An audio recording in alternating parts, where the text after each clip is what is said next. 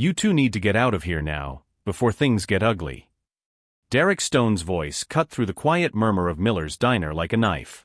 He leaned over the twins' table, his hands tattooed with gang symbols pressed against the worn Formica surface. His two companions, Vincent Cruz and Tommy Brennan, formed a semicircle blocking the exit, their predatory smiles causing several customers to lower their eyes and pretend not to see anything. It was Tuesday at 9 o'clock at night, a quiet time at the restaurant that sat in a gray area between the good and bad neighborhoods of San Diego. The fluorescent lights flickered occasionally, and the smell of frying oil mixed with stale coffee permeated the air. Sophia and Samantha Cole, 38-year-old identical twins, didn't even look up from their coffee cups. There was something about their posture, relaxed shoulders, controlled breathing, hands resting casually on the table, that any combat expert would recognize as the dangerous calm of professional predators. "Is there a problem?" Sophia asked, her voice so neutral it bordered on boring. She took a sip of coffee, her eyes finally meeting Derek's with a serenity that made him involuntarily recoil for half a second. "The problem," Derek growled, regaining his false confidence, "is that you're at our table. This is our territory, and we don't like strangers around here." Samantha placed her cup on the saucer with pinpoint accuracy, the soft sound of porcelain meeting porcelain echoing too loudly in the tense silence that had fallen over the restaurant. "Interesting," she commented calmly. "I didn't see any reservation signs." Vincent stepped forward, his gym-toned muscles straining beneath his tank top. His arms were covered in poorly done prison tattoos, and a fresh scar ran across his left eyebrow. "Are you being funny? Because I don't find it funny." What neither of them knew, what would be impossible to guess from looking at these two black women wearing jeans and simple leather jackets, their natural hair pulled back into practical ponytails, was that Sophia Cole was a captain in the United States Navy, a special operations officer with 3 tours in the Middle East. And Samantha was a commander in the Navy SEALs, one of only 7 women in history to reach that lethal position. Together, they had coordinated missions in Fallujah, Kandahar, and places whose names were still classified. They had jumped out of helicopters in hostile territory, neutralized terrorist cells, and trained some of the most effective special operations forces on the planet. And now, 3 ex-cons thought they could intimidate them in a roadside restaurant. "Look," Tommy approached, reeking of cheap beer, "you seem like smart girls. So be smart and leave before we decide you need to learn a lesson about respect." Sophia exchanged a glance with Samantha. It was no more than half a second, but in that instant, an entire conversation took place between them. Years of joint operations, silent communication in war zones, perfect tactical coordination developed through decades of joint training. The waiter, a young man named Peter, maybe 22, approached nervously. "Guys, please, I don't want any trouble here. Maybe we can all just—" "Shut up, Peter," Derek cut him off without looking at him. "This is none of your business. It's between us and these two who don't know their place." That's when something subtly changed in the energy at the table. Sophia straightened her posture, just a few degrees, almost imperceptible, but suddenly she no longer looked like an ordinary woman trying to have coffee. She looked like someone accustomed to commanding armed men in life-and-death situations. "We're going to finish our coffee," Sophia said, and there was a steely quality to her voice now that made even Vincent hesitate. "Then we're going to pay our bill and leave. And the 3 of you are going to go back to wherever you were and forget this conversation ever happened." Derek let out a harsh laugh, but there was a forced note to it. "Or what? You're going to call the police? Good news, princesses. The police don't come quickly to this part of town." Samantha allowed a small smile to curve her lips. It wasn't a friendly smile. It was the smile of someone who knew at least 17 different ways to incapacitate a grown man in less than 3 seconds. "We don't need to call anyone." The statement hung in the air like toxic smoke.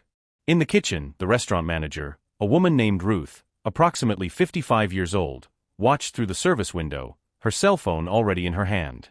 She had seen Derek and his friends terrorize customers before, but there was something different this time. The 2 women didn't seem scared. They seemed patient. Tommy pulled up a chair and sat down, further blocking any escape route. "You know, I don't think you understand the situation. The 3 of us just got out after 5 years in Corcoran. 5 years where we learned that you take what you want, or you get nothing." "Corcoran," Sophia repeated, and there was something sharp in her tone now. "Maximum security. I bet you have some interesting stories." Derek leaned even closer, his breath sour with cigarettes and alcohol. Stories that would make you both cry. So I'm going to give you one last chance. Get up, leave, and we'll forget you ever existed. That's when Samantha did something unexpected. She slowly reached for her purse, a movement that made the three men tense instantly, and pulled out a wallet. Not an ordinary wallet, but something in military black leather with a discreet emblem that Vincent, who had served briefly in the National Guard before his dishonorable discharge, recognized with a cold shock. Before we continue, Samantha said calmly, placing the wallet on the table without opening it, are you sure you want to escalate the situation? Derek looked at the wallet, then at her, not understanding the sudden change in dynamics. What the hell is that? Your ID? I don't care if you're the queen of. Derek, Vincent interrupted, his voice suddenly tense. Man. That wallet. What? It's military. Senior officer. The silence that followed was absolute and suffocating. Derek blinked several times, his brain working to process information that didn't make sense with his assumptions about who these women were. Sophia leaned forward slightly, and for the first time, allowed a fragment of her true presence to seep through her civilian mask. You have exactly 30 seconds to reconsider every choice you've made in the last 5 minutes. Because what happens after that will be completely beyond my control. And in that moment, as realization began to dawn on the faces of the three men, as Ruth in the kitchen discreetly pressed the record button on her cell phone, while Peter the waiter retreated to a safe corner, no one at Miller's Diner could have imagined that the next 15 minutes would be filmed, go viral, and become a case study in military academies about exactly what happens when ordinary criminals make the fatal mistake of threatening special operations officers. If you're enjoying this story about what happens when arrogance meets lethal competence, don't forget to subscribe to the channel to find out how two women the world underestimated are about to teach these ex-convicts a lesson they'll never forget. Derek recovered from the initial shock with the arrogance of someone who had spent years surviving through intimidation. Military, he laughed forcedly. So what? Are you logistics sergeants? Nurses? That doesn't change anything here. Vincent, however, wasn't laughing. His eyes remained fixed on the wallet on the table, and sweat was beginning to appear on his forehead. He had seen wallets like that before, during his brief stint in the National Guard. That specific type of leather, that discreet emblem, they weren't handed out to administrative personnel. Derek, Vincent said quietly, touching his leader's arm. Maybe we should just. Should what? Tommy interrupted, still reeking of beer and misplaced confidence. Be afraid of two women because they have a nice wallet? You're getting soft, Vince. Sophia took another sip of coffee, her movements deliberately slow, as if she had all the time in the world. But anyone trained in tactical observation would notice how her eyes never stopped moving, cataloging distances, angles, potential improvised weapons. The glass ketchup bottle 20 inches away. The heavy ceramic salt shaker. The butter knife next to Samantha's plate. You have 23 seconds, Samantha remarked casually, glancing at the watch on her wrist. It wasn't an ordinary watch, it was a Luminox Navy SEAL, water-resistant to 200 meters, used in night operations. Another detail Vincent recognized with growing horror. Derek leaned in further, placing both hands on the table in a show of physical dominance. Listen here, princess. I spent 5 years in Corcoran. You know what happens there? You learn that there are only two kinds of people in the world, those who take what they want, and those who are too afraid to stop them. Interesting philosophy, Sophia replied, her voice maintaining that disturbing calm. How many times did you have to use that logic to survive in there? The question was simple, but there was something about it that cut Derek deeply. Because she wasn't asking out of fear or morbid curiosity. She was asking with a clinical analysis of someone accustomed to profiling enemy combatants. Tommy decided to be the muscle. He stood up, his chair scraping loudly against the linoleum floor. At 6 feet 3 inches and 240 pounds of prison-built muscle, he was used to making people back down with his physical presence alone. Enough talk. You're leaving now, or we're going to make you leave. That's when something happened that none of the three men expected. Sophia and Samantha looked at each other again, and this time the gaze lasted maybe 2 seconds. And then they both smiled. These were not nervous or submissive smiles. They were the cold smiles of people who had faced insurgents armed with AK-47s and RPGs, who had coordinated night raids against terrorist cells, who had trained their bodies and minds to function perfectly under the kind of pressure that breaks ordinary people. "All right," Sophia said finally, placing a $20 bill on the table. "Let's settle this your way." The entire restaurant seemed to freeze. Peter, the waiter, pressed himself against the wall. Two elderly customers in the corner quietly got up and slipped out the back door. Ruth, in the kitchen, zoomed in on her cell phone camera, capturing every detail. Derek smiled, thinking he had one. "Now you're learning. Come on, girls. To the parking lot. We're going to have a little private chat about respect." Samantha slowly put her wallet away, but left something else on the table, her cell phone, positioned so that the camera captured the entire scene. The movement was so subtle, so natural, that none of the three men noticed. As they stood up, something fundamental changed in the twins' posture. Their relaxed shoulders suddenly had a line of military authority. The way they moved was no longer casual. It was the precise economy of movement of people trained to eliminate wasted energy in combat situations. Vincent saw the transformation and felt his stomach churn. "Derek, seriously, this doesn't feel right. We should just..." "Shut up and come," Derek cut in, pushing Sophia lightly toward the door. It was a mistake. Sophia absorbed the push without moving an inch, as if he had tried to push a concrete wall. The unexpected resistance made Derek stumble slightly. "Don't touch me again," Sophia said, and for the first time there was an edge of command in her voice. It wasn't a threat. It was an order, spoken in the tone she used when commanding platoons in hostile territory. The Miller's Diner parking lot was nearly empty, only 3 cars besides the twins' gray rental sedan. A single streetlight flickered intermittently, creating pockets of shadow. The cracked asphalt still held puddles from the afternoon rain. "So," Tommy snapped his huge fingers, "you're going to learn that in this world, you respect those who are stronger." Samantha stopped in the center of the parking lot, turning to face the 3 men. The dim light from the street lamp illuminated her face from an angle that finally revealed something they should have noticed before: the thin scar across her left temple, a souvenir from shrapnel in Ramadi. And in her eyes, that particular quality of people who had seen real combat, who had made life-and-death decisions under enemy fire. "Before we begin," Sophia said calmly, positioning herself beside her sister with the perfect timing of years of joint operations, "you need to understand 3 things." Derek laughed, but the sound was becoming increasingly strained. "Oh yeah? Enlighten us, Professor." "First," Sophia continued as if he hadn't spoken, "every movement you've made since approaching our table has been observed and catalogued. Your posture tendencies, your dominant side, your obvious physical weaknesses." Tommy took a threatening step forward. "You think you can analyze me?" "I already have," Sophia replied. "You favor your right leg, old injury, probably from prison. Your left shoulder has limited range of motion. And you're about 30 pounds overweight for your height, which affects your speed and endurance." The silence that followed was unsettling, because everything she had said was precisely correct. Tommy had broken his left leg in a prison fight 3 years ago, and his shoulder had never fully recovered from a stab wound he had received at age 19. "Second," Samantha took over, her voice carrying the same icy authority, "everything is being filmed. The restaurant has security cameras. My cell phone is recording. And the manager, Ruth, has been discreetly filming for the past 7 minutes." Vincent instinctively glanced toward the restaurant and saw Ruth through the window, her cell phone pointed directly at them. "Shit," he whispered.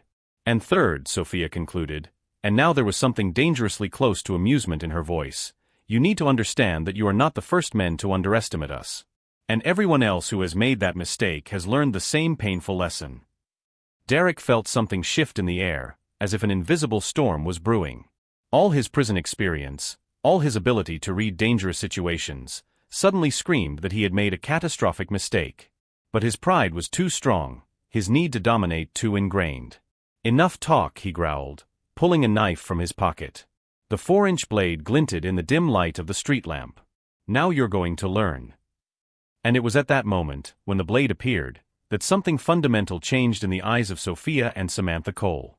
The icy professionalism of military officers was replaced by something more primitive, more lethal: the combat mode they had activated in dozens of missions where hesitation meant death. Vincent took 2 steps back, his survival instincts finally winning out. Because he recognized that change. He had seen it in veterans of actual combat. The transition from civilized person to human weapon. Derek, Vincent said urgently, put that knife away now. They're not what we think. But it was too late. Derek had crossed a line that could not be uncrossed. He had drawn a lethal weapon against United States military officers. And now, under the laws of self-defense, especially with everything being filmed, Sophia and Samantha Cole had legal authorization to do exactly what they had been trained to do. Neutralize threats with extreme efficiency. Last chance, Samantha offered, her voice now carrying the weight of command she used when leading SEAL operations. Drop the weapon, lie down on the floor, and wait for the police to arrive. It's the only way you'll get out of here without serious injury.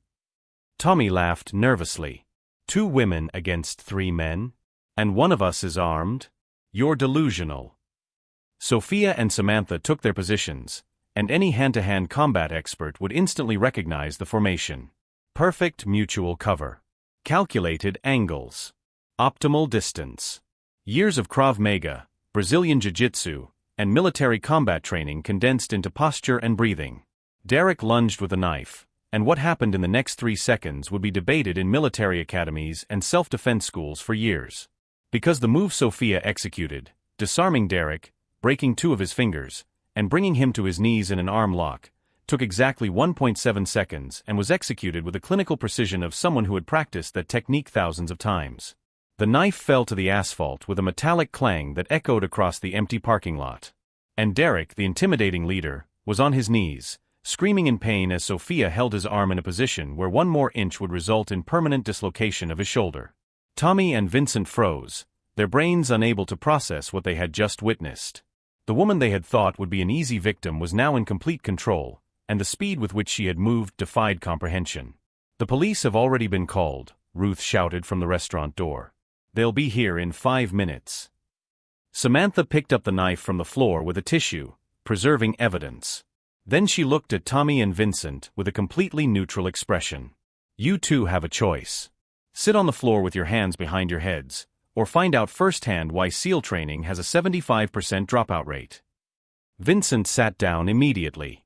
Tommy hesitated for another 3 seconds before his survival instinct finally overcame his pride. And there in that restaurant parking lot, under a flashing light and being filmed from multiple angles, 3 ex-convicts who had thought they were in control of the situation realized they had threatened the absolutely wrong people. Derek was still on his knees, his arm immobilized by Sophia in a lock that made every muscle in his body scream in agony. Let go, let me go, he growled, but any attempt to move only intensified the pain. In a moment, Sophia replied calmly, as if discussing the weather. First, let me explain something. This technique is called a modified Kimura lock. In about 3 seconds, I can permanently dislocate your shoulder. In 5, I can tear your rotator cuff. Would you like me to demonstrate? No. Derek shouted, tears of pain and humiliation streaming down his face. Samantha approached Tommy, who was still standing, visibly shaking. Sit down, she ordered. It wasn't a request.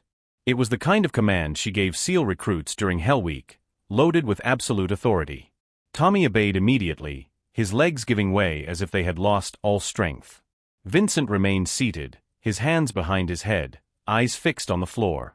He was mentally reviewing all the mistakes they had made, every disastrous choice that had brought them to this moment.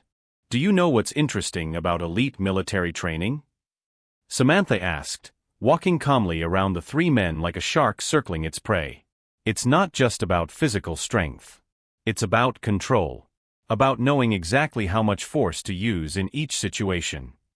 Sirens sounded in the distance, gradually growing louder. Derek tried once more to break free, and Sophia applied additional millimeter-by-millimeter pressure. I don't recommend it, she said softly. Your radial nerve is being compressed right now. Any more movement and you could lose feeling in your hand for weeks. That's when a police car turned the corner, blue and red lights cutting through the darkness. A second car followed immediately behind. 2 officers got out of the first car, a Latina woman in her 40s with her hair pulled back in a military bun, and a younger Asian man, maybe 28, with a posture that suggested previous military experience. San Diego Police, the older officer announced, her hand instinctively close to her gun as she assessed the scene. Her badge identified her as Sergeant Elena Martinez. Would someone please explain to me what is going on here? Sophia finally let go of Derek, but stayed close enough to react if he tried anything foolish.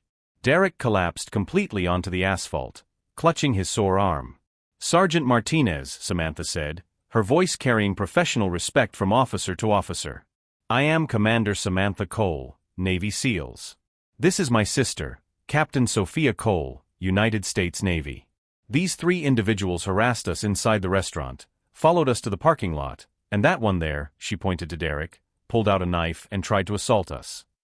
The transformation in Sergeant Martinez's face was instantaneous.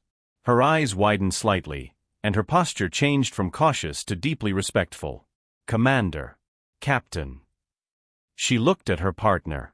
"Officer Chun, separate and handcuff these 3. Now." "Wait," Tommy protested, finding courage from somewhere. "They're lying. We didn't do anything. They attacked us." "It's all on tape," Ruth shouted from the restaurant door, waving her cell phone. "I have 12 minutes of video showing everything from the beginning." Officer James Chun, the younger partner, recognized the military bearing in the twins immediately. He himself had served as a Marine before becoming a police officer. "Excuse me, Commander," he said respectfully as he moved to handcuff Vincent, who offered no resistance. Derek tried to stand up, but his limbs wouldn't respond properly. "You have no proof of anything," he spat out the words. "It's our word against theirs." Samantha walked over to where she had left her cell phone strategically positioned on the restaurant table. Peter, the waiter, had brought the device outside. "Actually, we have complete audio and video of the 3 of you threatening us, following us here, and you pulling a knife." "Impossible," Derek stammered, but confidence was draining from his voice like water from a leaky bucket. Sophia approached Sergeant Martinez, moving with the economy of gesture that betrayed years of military discipline. "Sergeant, there's something else you should know. These 3 mentioned they just got out of Corcoran after 5 years. I suggest checking parole records." Martinez picked up her radio. "Dispatch, I need background checks and parole status for 3 individuals." She obtained the names and dates of birth of the 3 men and relayed the information. The response came in less than 2 minutes. "Martinez, all 3 are on parole for aggravated assault and robbery. Conditions include a 10 p.m. curfew and no alcohol consumption." The sergeant glanced at her watch. "It's 9:47 p.m. and I can smell alcohol from here." She turned to Derek, Tommy, and Vincent. "Not only have you 3 committed assault against military officers, but you have violated multiple conditions of your probation." Tommy began to cry. Not silent tears, but full-blown sobs that shook his massive shoulders. "No, no, no. I'm going back to prison. I'm going back, and this time it'll be forever." "You should have thought about that before," Officer Chin said unsympathetically, tightening the handcuffs enough to ensure there was no escape. A 3rd patrol car arrived, this time bringing the district captain. A gray-haired white man, approximately 55 years old, he stepped out of the car with the expression of someone who was not happy to have been called in after hours. "Someone explain to me why I need to be here on a Tuesday night," he began, then stopped when he saw the twins. Something about their bearing, the way they held themselves, set off alarms in his 30-year police brain. "Who are you?" "Commander Samantha Cole and Captain Sophia Cole, sir," Samantha replied with the appropriate formality of a junior officer addressing a senior civilian officer. "We apologize for the inconvenience." The captain, his badge read Captain Robert Hutchins, blinked several times. "SEAL Commander? And Navy Captain?" He looked at the 3 handcuffed men, then back at the twins. "And let me guess, these geniuses tried to intimidate you too?" "They tried, sir," Sophia confirmed. "They were unsuccessful." Hutchins rubbed his face with his hands. "Martinez, tell me we have this documented." "Multiple video angles, sir," Martinez replied. "The restaurant, cell phones, witnesses." "Thank God," Hutchins muttered. Then he turned to Derek, Tommy, and Vincent. "Do you 3 have any idea how much trouble you're in? Assaulting military officers is a federal crime. Violating parole sends you back to state prison. And," he paused dramatically, "considering everything was filmed, I can guarantee this video will go viral and you'll be a national example of exactly what not to do." Derek tried to speak, but no sound came out. the full magnitude of his disastrous choices finally sinking in through the arrogance and alcohol. Ruth approached, still holding her cell phone. "Officers, I have everything from when they started bothering the girls at the restaurant. I can send you the videos." "Please do," Martinez said, providing an official email address. That's when something unexpected happened. A civilian car, a black sedan with government plates, pulled into the parking lot. Two people got out, a black man in a suit, approximately 50 years old, and a younger white woman carrying a leather briefcase. "Commander Cole, Captain Cole," the man greeted them, showing federal identification. "Special Agent Marcus Williams, NCIS. This is Agent Emily Foster. We received an automatic alert when your names appeared in a police report." Samantha and Sophia exchanged glances. The Naval Criminal Investigative Service monitored incidents involving high-level military personnel. The fact that they had sent agents so quickly meant that this incident was being taken very seriously. "Agent Williams," Samantha greeted him. "The situation is under control." "I see that," Williams replied, his eyes scanning the scene with professional analysis. "But we need your formal statements. This incident involves a possible federal crime." Derek finally found his voice, though it came out as a desperate quack. "Federal crime? Why? We didn't do anything." Williams turned to him with a cold expression. "Title 18, U.S. Code, Section 1114, Assault with intent to murder federal officers. Title 18, Section 111, Assault, resistance, or obstruction of federal officers. Shall I go on?" Tommy vomited, the contents of his stomach splattering on the asphalt. The reality that they were facing not only state charges, but federal prosecution was too much for his nervous system to process. Agent Foster opened his briefcase, taking out a tablet. "We need to document this properly. Commander, Captain, please describe the sequence of events from initial contact." And as Sophia and Samantha provided their statements with the clinical precision of military officers trained in operational reporting, as cameras from multiple patrol cars captured every detail, as Derek, Tommy, and Vincent faced the complete destruction of their lives, a crystal-clear truth emerged. They had chosen the wrong victims. Agent Williams studied the video on his tablet, watching the entire sequence for the third time. His eyebrows furrowed deeper and deeper. "This is remarkably well documented," he commented. "Commander Cole, was this cell phone intentionally positioned to capture everything?" Samantha maintained a neutral expression. "Yes, sir. When I recognized that the situation was escalating, I activated the documentation protocol we use in areas of operation to protect our personnel from false accusations." "Documentation protocol," Williams repeated, impressed in spite of himself.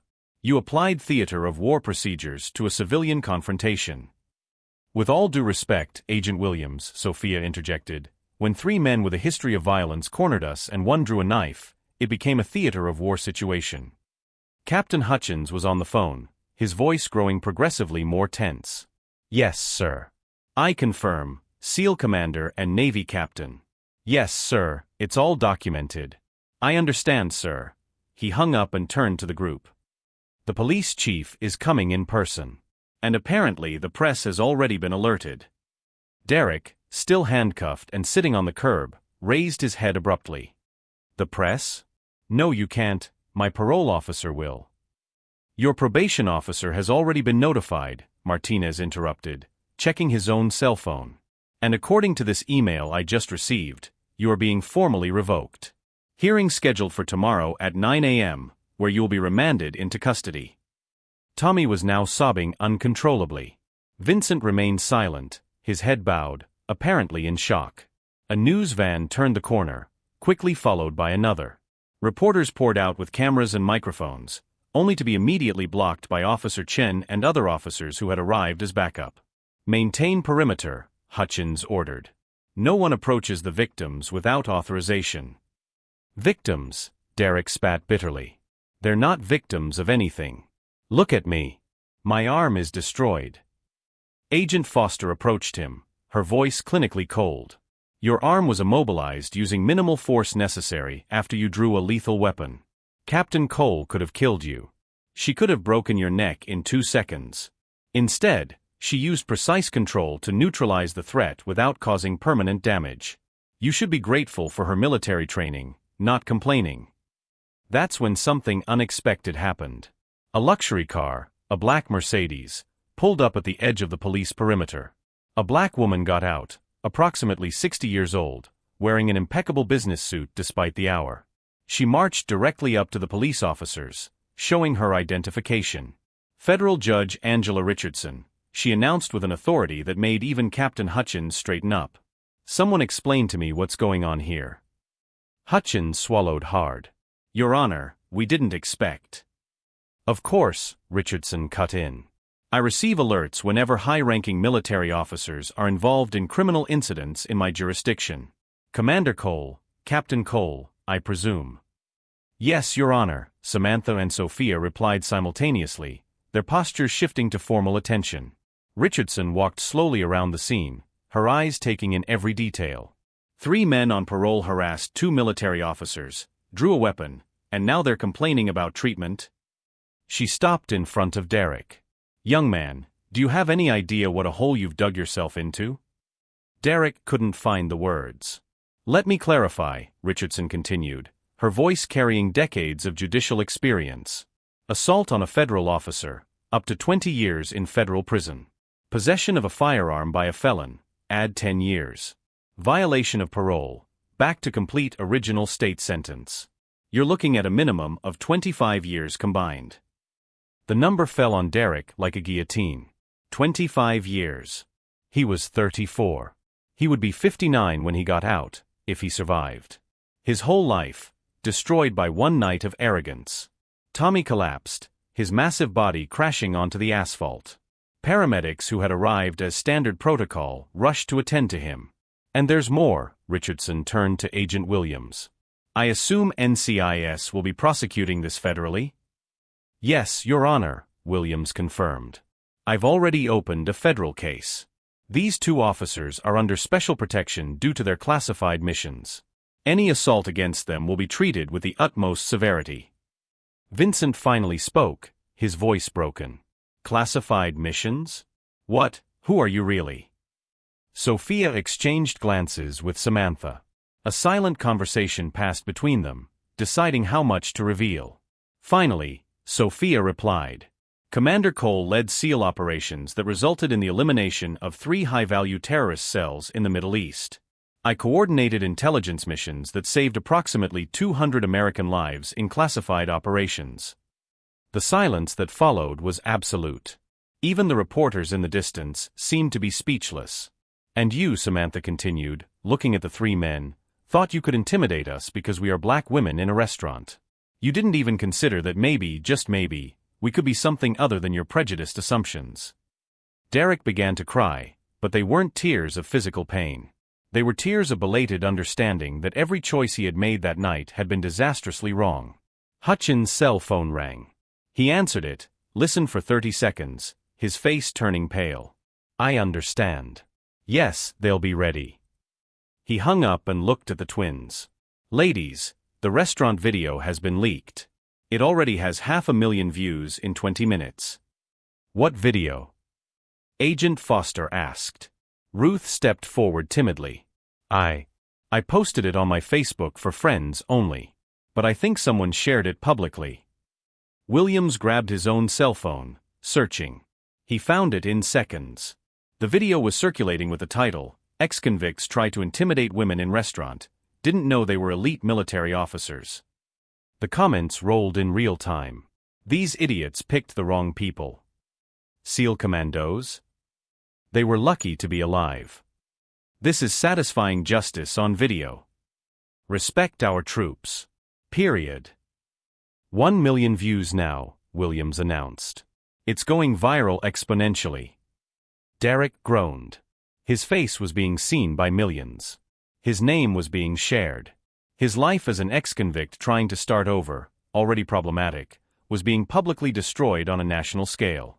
There's more, Williams continued, scrolling through the comments. People are identifying you 3 from previous incidents. A waitress in Riverside. A supermarket cashier in Oceanside. At least 8 reports of other similar harassments. Vincent closed his eyes. Every past mistake was being dug up, every previous victim finding the courage to speak out. Judge Richardson watched it all with a grim expression. You know what this tells me? That you three are habitual predators. That you learned in prison to identify targets you considered vulnerable. And that you continued that pattern as soon as you were released. We weren't, Tommy tried, waking from his faint. Silence, Richardson cut in. I will personally oversee this case. And I will ensure that it sets a national example that our military personnel, especially female military personnel, especially black female military personnel, have the full protection of the law. That's when the final twist happened. The judge's Mercedes opened again, and another person stepped out, a man in full military uniform, with stars on his shoulders. Brigadier General. General Morrison, Samantha and Sophia saluted immediately. The general returned the salute, then looked around at the scene. Commander Cole, Captain Cole, the Department of Defense has been notified. You two are now under official protection. Any threat against you is treated as a threat to national security. Derek finally understood. It wasn't just local police. It wasn't just NCIS. It was the entire system, federal, military, judicial, converging on him and his friends because they had made the mistake of threatening people the country considered national heroes. It's over, Vincent whispered. Our lives are over. Sophia approached him, bending down to meet his gaze. When she spoke, her voice held no anger or triumph. It held something far worse, pity. Your lives ended the moment you decided you could judge people by their appearance.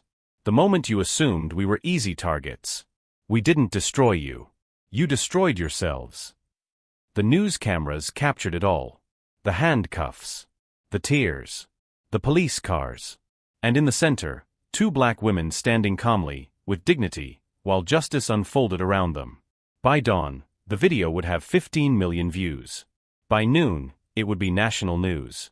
And Derek, Tommy, and Vincent would forever be the men who learned in the most public and humiliating way possible that underestimating people based on prejudice has devastating consequences. 9 months later, the federal courtroom was filled to capacity. Reporters occupied the first 3 rows, cameras lined up in the back, recording every moment of what had become one of the most closely followed cases of the year. Derek Stone, Vincent Cruz, and Tommy Brennan sat at the defense table, their orange prison uniforms contrasting starkly with the expensive suits of their public defenders. Derek had lost 33 pounds. Tommy looked like he had aged 10 years. Vincent simply stared into space, as if his soul had already departed. Federal Judge Angela Richardson entered, and everyone stood. Sit down, she ordered, adjusting her glasses as she reviewed sentencing documents. We are here for final sentencing in the cases of United States versus Derek Stone, Vincent Cruz, and Tommy Brennan. At the back of the room, Sophia and Samantha Cole watched in full military uniform. Sophia now sported the insignia of Rear Admiral, lower half, promoted 3 months after the incident. Samantha had been transferred to the Pentagon as a senior special operations advisor, her photo having appeared on the cover of 3 military magazines. Before proceeding with sentencing, Richardson continued, I will summarize what these 9 months have revealed. The investigation following the incident at Miller's Diner uncovered a pattern of behavior spanning 3 years and encompassing 23 documented victims. Derek closed his eyes. Each previous victim had given interviews. Every incident of harassment, intimidation, and threats had been catalogued, filmed, shared. The original video now had 47 million views and had spawned a national movement, #RespectOurTroops. Testimony revealed, Richardson read from his notes, that the 3 of you developed a deliberate system of identifying targets you perceived as vulnerable, women alone, minorities, people you assumed would not have the resources to fight back. You used your prison experience to intimidate, your violent histories to terrorize, and the fact that you were 3 large men to dominate. Tommy began to cry silently. His mother, sitting in the gallery, covered her face with her hands. Mr. Stone, Richardson addressed Derek directly. As the leader of this group, you bear primary responsibility. Evidence shows that you selected targets, initiated confrontations, and instructed the others. Your record now includes aggravated assault on federal officers, illegal possession of a firearm, multiple violations of probation, and conspiracy to commit hate crimes. Derek's lawyer tried to intervene. Your Honor, my client expresses deep remorse. Remorse, Richardson interrupted. does not erase 3 years of systematically victimizing people. It does not restore a sense of safety to the 23 people you terrorized. And it certainly does not justify attempting to assault 2 military officers who have dedicated their lives to defending this country. Derek kept his head down, unable to face the judge. Mr. Cruz, Richardson continued, turning to Vincent. You knew better. You had military training. You recognized the signs that Commander Cole and Captain Cole were officers, but you still chose to follow Derek Stone instead of your conscience. Vincent finally spoke, his voice broken. I know, Your Honor. There is no excuse. I was wrong. Yes, you were, Richardson confirmed. And that admission, though late, will be considered in sentencing. Mr. Brennan, she looked at Tommy, you have been evaluated by court psychologists. Diagnosis of dependent personality disorder, with a history of following dominant figures without question. That explains your behavior, but it does not excuse it. You had choices. You could have refused to participate. You could have reported the others. Instead, you chose to be an accomplice. Tommy nodded miserably, tears streaming down his face. Richardson flipped to the final page. I will now pronounce sentences. Derek Stone, considering the seriousness of the crimes, pattern of recidivism, and danger to the community, I sentence you to 18 years in federal prison, followed by 5 years of supervised release. The number hit like a bomb. Derek's mother screamed from the gallery. Derek slumped in his chair, his life effectively over. He would be 52 when he got out. Vincent Cruz, for your secondary but conscious role, and considering your acknowledgement of guilt, I sentence you to 12 years in federal prison, followed by 3 years of supervision. Vincent nodded slowly, accepting the fate he had created for himself. Tommy Brennan, considering mitigating circumstances of psychological distress and follower role, I sentence you to 8 years in federal prison, followed by mandatory psychological treatment and 3 years of supervision. The room exploded in murmurs. Reporters typed frantically. Cameras captured every reaction. In addition, Richardson raised his voice above the noise, I am issuing a permanent restraining order. Upon completion of your sentences, you 3 are prohibited from any contact with Commander Cole and Captain Cole, or any of the 23 other identified victims. Violation will result in immediate arrest. Derek was led away first, his handcuffs clinking. As he passed the twins, he paused for a second. I'm sorry, he whispered. I really am. Sophia looked at him with a neutral expression. Your regret doesn't undo the damage. But maybe, in 18 years, you'll come out a better person. That's my hope. The response was clearly not what Derek had expected. There was no triumph or revenge in her words. Just the straightforward honesty of someone who understood that people could change, but that consequences were necessary. Outside the courthouse, dozens of cameras awaited. Sophia and Samantha stopped at the top of the steps, and the flash of photographs created a storm of light. Commander Cole, Captain Cole, a reporter shouted, how do you feel about the sentences? Samantha stepped up to the microphone. Justice has been served. We do not celebrate anyone suffering, but we recognize that actions have consequences. These men made choices based on assumptions about who we were. They assumed we could be intimidated because we are women, because we are black, because we were alone in a restaurant. Sophia took over. But this case isn't just about us. It's about the 23 other victims who found the courage to speak out. It's about everyone who has ever been judged by appearances, underestimated by prejudice, or harassed by those who thought they had power. What would you say to other women in similar situations? Another reporter asked. Document everything, Samantha replied immediately. Use your cell phones. Find witnesses. Never assume you're helpless just because someone tries to make you feel that way. And remember, dignity doesn't come from how much fear you can instill in others. It comes from how you treat people when you think no one is watching. Miller's Diner had become an unintended tourist attraction. Ruth, the manager, had expanded the business, now with a sign outside reading, where justice was served. Half of the additional profits went to organizations that supported military veterans and victims of harassment. Peter, the young waiter, was now in college studying criminal justice, inspired by what he had witnessed. He gave lectures on being an active witness, not a passive spectator. At the Pentagon, Samantha led a new training program on documentation operations for military personnel in civilian territory. "You never know when you'll need to prove the truth," she told the recruits. "Your cameras are your silent witnesses." Sophia, now a major, had created a curriculum at West Point on how to deal with civilian harassment while maintaining military professionalism. Case studies included the incident at Miller's Diner, dissected in tactical and legal detail. 2 years after the sentences, a Netflix documentary premiered, Underestimated, the true story of the Cole sisters. 40 million people watched it in the first week. The cultural impact was immense. Police departments revamped training, probation programs added modules on unconscious bias, and countless women reported feeling empowered to document and report harassment. Derek Stone watched the documentary on television at the federal prison in Lompoc. He had served 2 years of his 18-year sentence. He was in a rehabilitation program, working in therapy to understand the roots of his behavior. "I was a monster," he admitted during a group session. "Not just that night. For years. I chose to look at people and see targets instead of human beings." His therapist nodded. "Recognition is the first step.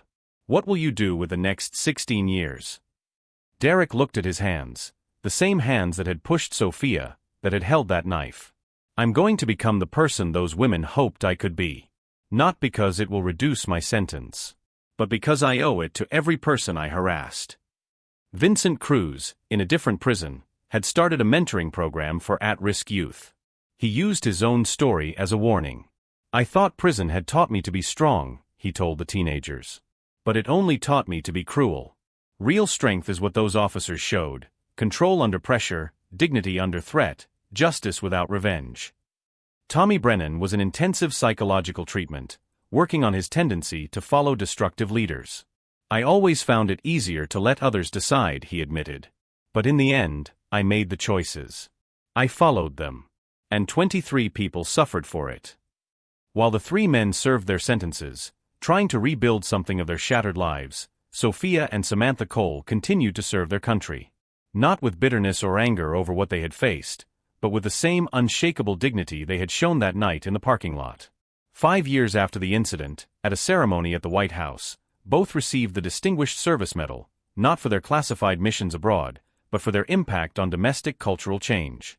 These 2 officers, the Secretary of Defense announced, turned a moment of personal threat into a national movement for justice. They proved that true strength does not need violence to command respect. And they demonstrated that underestimating people based on appearances is always a mistake. In the audience sat Derek's 23 previous victims, Vincent and Tommy. Each had found their own journey to healing. Some had become activists. Others had simply regained the peace that had been stolen from them. That night, during the celebratory dinner, a young reporter approached the twins. "Commander Major, one last question. If you could give a message to anyone facing harassment or intimidation right now, what would you say?" Sophia and Samantha exchanged that look, half a second of silent communication that only twins who had gone through war zones together could have.